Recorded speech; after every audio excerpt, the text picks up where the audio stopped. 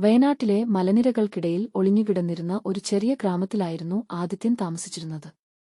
പ്രകൃതിയെ സ്നേഹിക്കുന്ന, ശാന്തസ്വഭാവമുള്ള ഒരു യുവാവ്. ഗ്രാമത്തിലെ സ്കൂളിൽ അധ്യാപകനായി ജോലി ചെയ്യുകയായിരുന്നു അവൻ.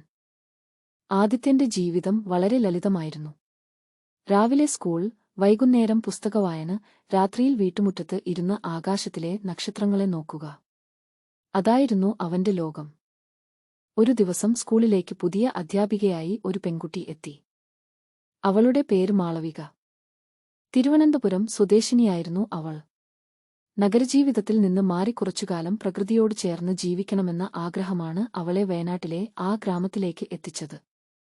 ആദ്യ ദിവസം തന്നെ എല്ലാവരോടും ചിരിച്ചുകൊണ്ട് സംസാരിച്ച മാളവികയെ കണ്ടപ്പോൾ ആദിത്യന് ഒരു പ്രത്യേക ഇഷ്ടം തോന്നി. പക്ഷേ അത് വെറും ഇഷ്ടമാണോ, അതിൽ കൂടുതൽ എന്തെങ്കിലും ആണോ എന്ന് അവൻ തന്നെ അറിയില്ലായിരുന്നു. ദിവസങ്ങൾ കടന്നുപോയി. സ്കൂളിൽ ഒരുമിച്ച് ക്ലാസുകൾ എടുക്കുകയും ഉച്ചയ്ക്ക് ഒരുമിച്ച് ഭക്ഷണം കഴിക്കുകയും കുട്ടികളുടെ കാര്യങ്ങൾ ചർച്ച ചെയ്യുകയും ചെയ്തതോടെ അവർ നല്ല സുഹൃത്തുക്കളായി. മാളവികയ്ക്ക് ഗ്രാമജീവിതം വളരെ ഇഷ്ടമായി. വൈകുന്നേരങ്ങളിൽ അവൾ ആദിത്യനൊപ്പം ഗ്രാമവഴികളിലൂടെ നടക്കുമായിരുന്നു.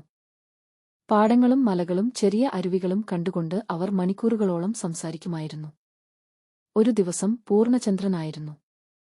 ഗ്രാമം മുഴുവൻ നിലാവിന്റെ വെളിച്ചത്തിൽ തിളങ്ങി നിന്നു.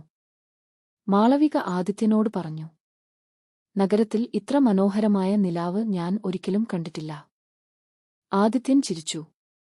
"ഇവിടെ നിലാവിനും ഒരു കഥയുണ്ട്." "എന്ത് കഥ?"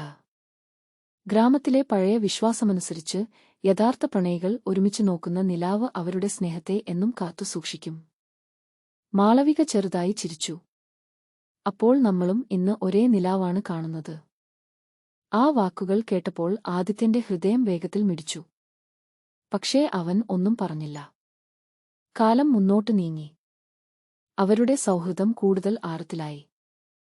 ആദിത്യന് മനസ്സിലായി താൻ മാളവികയെ സ്നേഹിക്കാൻ തുടങ്ങിയെന്ന്. പക്ഷേ ആ സ്നേഹം തുറന്നു പറയാൻ അവന് ധൈര്യമുണ്ടായില്ല.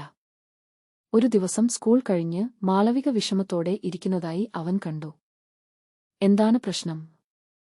അവൻ ചോദിച്ചു. മാളവിക കുറച്ച് നേരം മിണ്ടാതെ നിന്നു. ശേഷം പറഞ്ഞു, "എനിക്ക് ഒരു ട്രാൻസ്ഫർ ലഭിച്ചു." ആ വാക്കുകൾ കേട്ടപ്പോൾ ആദിത്യന്റെ ലോകം നിശ്ചലമായി. "എവിടേക്ക്?" "തിരുവനന്തപുരം." അവളുടെ കണ്ണുകളിലും വിഷമമുണ്ടായിരുന്നു. "അടുത്ത മാസം തന്നെ പോകണം." ആ രാത്രി ആദിത്യന് ഉറങ്ങാൻ കഴിഞ്ഞില്ല. അവൾ ഇല്ലാത്ത ജീവിതം അവന് ചിന്തിക്കാൻ പോലും കഴിഞ്ഞില്ല. എന്നാൽ അവളെ തടയാനും അവൻ എല്ലാവരും അവളെ യാത്രയാക്കാൻ എത്തിയിരുന്നു. അവസാനം മാളവിക ആദിത്യന്റെ അടുത്തേക്ക് വന്നു. "എന്നെ മറക്കരുത്," അവൾ പറഞ്ഞു. ആദിത്യൻ പുഞ്ചിരിക്കാൻ ശ്രമിച്ചു. "ഈ ഗ്രാമത്തെ മറക്കാൻ കഴിയുമെങ്കിൽ നിന്നെയും മറക്കാം." മാളവികയുടെ കണ്ണുകൾ നിറഞ്ഞു. ബസ് പതുക്കെ മുന്നോട്ട് നീങ്ങി. അവൾ ജാലകത്തിലൂടെ കൈവീശി. ആദിത്യൻ അവിടെ തന്നെ നിന്നു. അവൾ കാഴ്ചയിൽ നിന്ന് മറയുന്നതുവരെ. മാസങ്ങൾ കടന്നുപോയി. ആദ്യമൊക്കെ അവർ ദിവസവും സംസാരിച്ചിരുന്നു. പിന്നീട് ജോലിത്തിരക്കുകൾ വർദ്ധിച്ചു. സംഭാഷണങ്ങൾ കുറഞ്ഞു. പക്ഷേ മനസ്സിലെ സ്നേഹം കുറഞ്ഞില്ല. ഒരു ദിവസം രാത്രി പൂർണ്ണചന്ദ്രനായിരുന്നു. ആദിത്യൻ വീട്ടുമുറ്റത്ത് ഇരുന്ന് നിലാവിനെ നോക്കുകയായിരുന്നു. അപ്പോഴാണ് ഫോണിൽ ഒരു സന്ദേശം വന്നത്. മാളവികയുടേതായിരുന്നു. "ഇന്നും അതേ നിലാവാണല്ലോ." ആ സന്ദേശം കണ്ടപ്പോൾ അവൻ ചിരിച്ചു. ഉടൻ മറുപടി അയച്ചു, "അതെ. പക്ഷേ കാണാൻ നീ ഇല്ല." കുറച്ചു നിമിഷങ്ങൾക്ക് ശേഷം ഫോൺ വിളിച്ചു. മാളവികയായിരുന്നു. അവളുടെ ശബ്ദം വിറയ്ക്കുന്നുണ്ടായിരുന്നു. "ആദിത്യ." "ഹും. ഞാൻ ഒരു കാര്യം പറയട്ടെ?" "പറയൂ." "ഞാൻ നിന്നെ സ്നേഹിക്കുന്നു." ഒരു നിമിഷം ആദിത്യന് വിശ്വസിക്കാൻ കഴിഞ്ഞില്ല.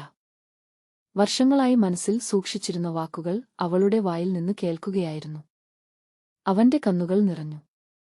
"ഞാനും നിന്നെ സ്നേഹിക്കുന്നു," അവൻ പറഞ്ഞു. ഫോണിന്റെ മറുവശത്ത് മാളവിക കരഞ്ഞുകൊണ്ട് ചിരിച്ചു. "ഇത് നേരത്തെ പറയാമായിരുന്നില്ലേ?" അവൾ ചോദിച്ചു. "നീ ആദ്യം പറയുമെന്ന് കാത്തിരിക്കുകയായിരുന്നു." ആദിത്യൻ ചിരിച്ചു. 6 മാസം കഴിഞ്ഞ് മാളവിക വീണ്ടും വയനാട്ടിലേക്ക് വന്നു. ഈ തവണ ഒരു അധ്യാപികയായി അല്ല, ആദിത്യന്റെ ജീവിത പങ്കാളിയായി. അവരുടെ വിവാഹം ഗ്രാമത്തിലെ ചെറിയ ക്ഷേത്രത്തിൽ വെച്ചു നടന്നു. ഗ്രാമം മുഴുവൻ ആഘോഷത്തിലായിരുന്നു. വിവാഹരാത്രിയിൽ അവർ വീട്ടുമുറ്റത്ത് ഇരുന്ന് ആകാശത്തെ നോക്കി. പൂർണ്ണചന്ദ്രൻ വീണ്ടും ആകാശത്ത് തിളങ്ങി നിന്നു. മാളവിക ആദിത്യന്റെ തോളിൽ തല ചായച്ചു. ഓർമ്മയുണ്ടോ നിലാവിന്റെ കഥ? അവൾ ചോദിച്ചു. ആദിത്യൻ പുഞ്ചിരിച്ചു. ഉണ്ട്. അപ്പോൾ അത് സത്യമായിരുന്നല്ലോ, മാളവിക പറഞ്ഞു. ആദിത്യൻ അവളുടെ കൈ പിടിച്ചു. അതേ, കാരണം ആ നിലാവ് നമ്മളെ ഒരിക്കലും വേർപെടുത്തിയില്ല. ആ രാത്രി നിലാവ് കൂടുതൽ മനോഹരമായി തോന്നി. കാരണം അതിന്റെ വെളിച്ചത്തിൽ രണ്ട് ഹൃദയങ്ങൾ ഒന്നായി കഴിഞ്ഞിരുന്നു. അങ്ങനെ ഒരു ചെറിയ ഗ്രാമത്തിൽ ആരംഭിച്ച അവരുടെ സൗഹൃദം നിലാവിന്റെ വെളിച്ചത്തിൽ